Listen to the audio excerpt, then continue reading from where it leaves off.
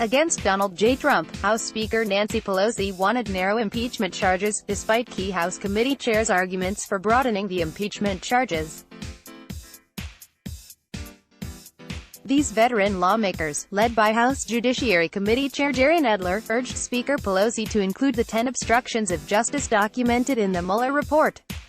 These House committee chairs also wanted to add a count of bribery regarding Ukraine, a stance Pelosi took herself in a November 14, 2019 press conference. She then overruled her chairs and rejected the bribery count.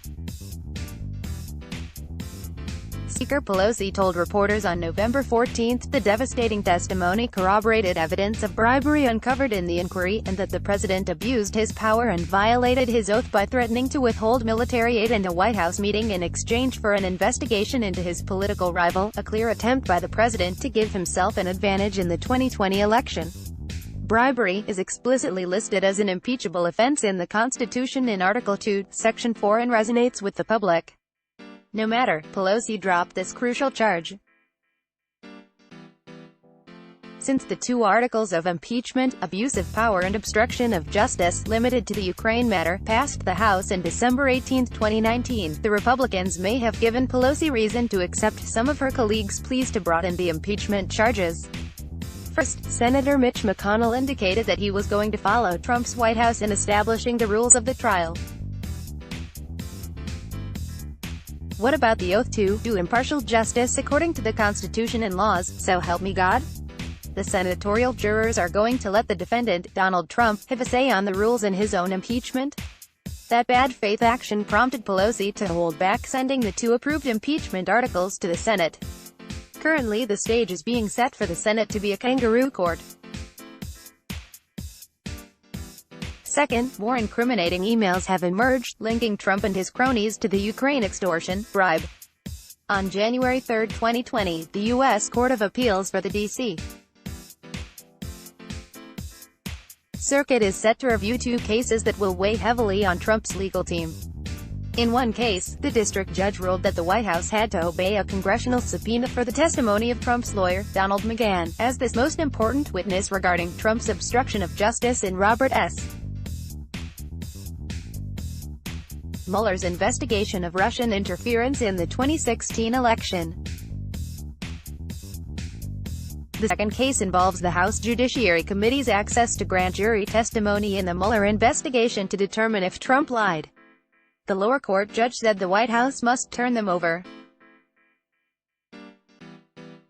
To add to these developments, Trump mocked Pelosi, asserting that the various impeachment charges she did not allow her colleagues to include in the impeachment articles means the other impeachment offenses were, according to Trump, all lies and fake. This should bother Pelosi because Trump is trying to legitimize these numerous impeachable offenses due to Pelosi's inaction.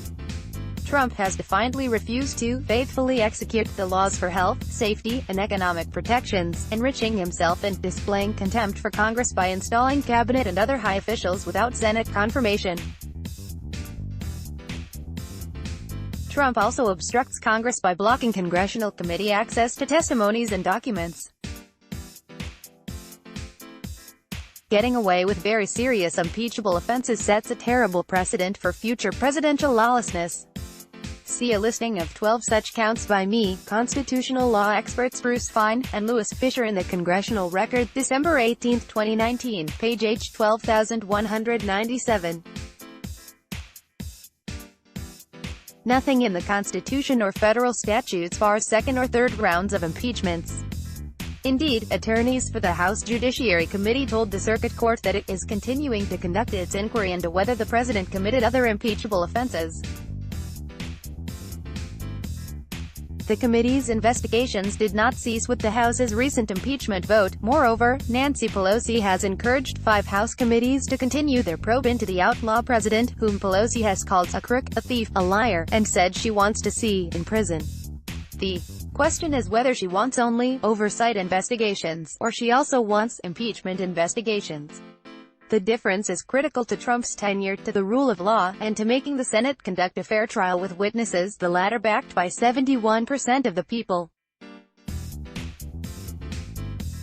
prosecuting Trump's other grave constitutional violations would demonstrate the important personal stakes for Americans who have borne the brunt of the president's monarchical, illegal defiance that takes away life-preserving safeguards for the American people, which protects them from rampant corporate ravages. With the coming of the new year, Speaker Pelosi has a historic choice regarding constitutional order and compliance with the law by Donald J. Either she sends a boomerang to the White House or she delivers a solid, broad-based eviction notice that the Senate Republicans can try to defend in a public trial viewed by tens of millions of Americans. Let's block ads. Why?